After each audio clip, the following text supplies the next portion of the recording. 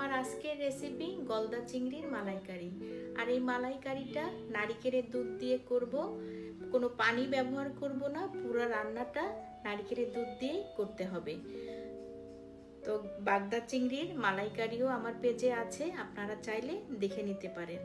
গলদা চিংড়ির সাইজটা মোটামুটি বড় সাইজের ছিল। আর এই পায়ের অংশটাও নিব, পায়ের অংশটাও খেতেও কিন্তু অনেক মজা লাগে। চিংড়ি মাছের পিঠের যে কালো অংশ থাকে, যে কালো যে শিরা থাকে, ওই শিরাটা ফেলে দিতে হবে। আর মাথার মধ্যেও কিন্তু ময়লা থাকে। এই ময়লা কালো শিরা খুব ভালো করে পরিষ্কার করে ধুয়ে নিয়েছি। আর এই পাগুলো আমি ছোট ছোট করে কেটে নিয়েছি। এবার চলুন রান্নাটা শুরু করা যাক। প্যানে তেল দিয়ে পেঁয়াজ কুচি দিব। পেঁয়াজটা আমি একেবারে মিহি করে কুচি করে নিয়েছি। আপনারা চাইলে পেঁয়াজ বাটাও ব্যবহার করতে পারেন। তো পেঁয়াজ নাড়াচাড়া করে পেঁয়াজের মধ্যে এখন মশলাগুলো অ্যাড করতে থাকবো। আদা রসুন বাটা, জিরা বাটা, ধনিয়া গুঁড়া, লাল মরিচের গুঁড়া, হলুদের গুঁড়া আর পরিমাণ মতো লবণ। মশলাটা যাতে পুড়ে না যায়, সামান্য একটু দুধ দিয়ে দিব, নারিকেলের দুধ। তো মশলা কষানো হয়ে গিয়েছে।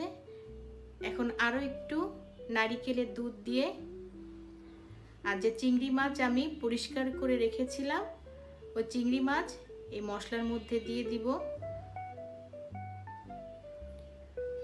মশলার সাথে চিংড়ি মাছ খুব ভালো করে নাড়াচাড়া করে তারপর ঢেকে রেখে দিব।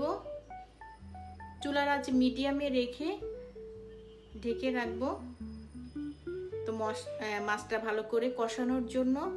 তো কষানো প্রায় হয়ে এসেছে, মশলা থেকে তেলটাও সেপারেট হয়ে এসেছে।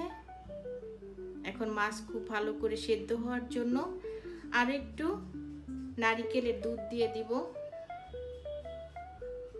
নারকেল দুধ দেওয়ার পর ঢেকে রাখবো। চুলার আঁচ এই পর্যায়ে হাইতে রেখে দিতে হবে। তো নারকেলের দুধ দিয়ে যখন বলক আসবে, তখন ঢাকনা তুলে কয়েকটা কাঁচামরিচ দিয়েছি। আর এখন আর ঢাকা যাবে না, চুলার আঁচ এখন মিডিয়ামে রেখে রান্নাটা শেষ করতে হবে। তো রান্নাটা প্রায় হয়ে এসেছে, এখন নামিয়ে নিব। লবণটাও চেক করে নিয়েছি। চিংড়ি মাছের মালাইকারি সাদা ভাতের সাথে পরিবেশন করেছিলাম। তা আজ এই পর্যন্ত বিদায় নিচ্ছি। আসসালামু আলাইকুম।